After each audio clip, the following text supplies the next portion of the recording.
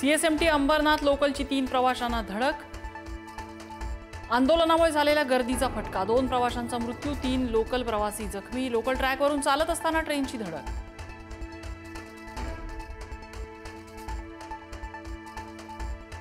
पार्थ पवार कथित जमीन घोटाळा प्रकरणाशी माझा दुरान्वयानेही संबंध नाही, घोटाळ्याच्या आरोपानंतर उपमुख्यमंत्री अजित पवारांचं स्पष्टीकरण। मुख्यमंत्र्यांनी जरूर चौकशी करावी, अजित पवारांनी केलं स्पष्ट।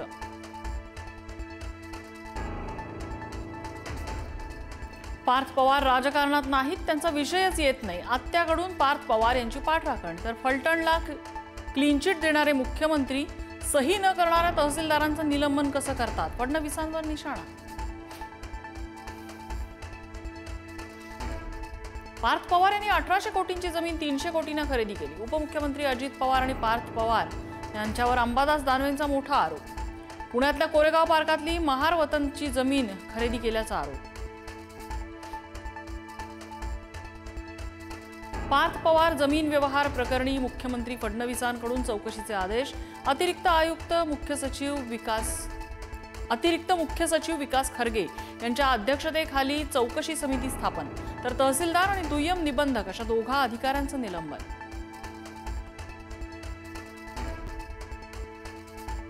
पार्थ पवार प्रकरणात पुढे काहीही होणार नाही, त्यांना क्लीन चिट देतील आणि ते जमिनी कमावतील, उद्धव ठाकरेंचा हल्ला बोल।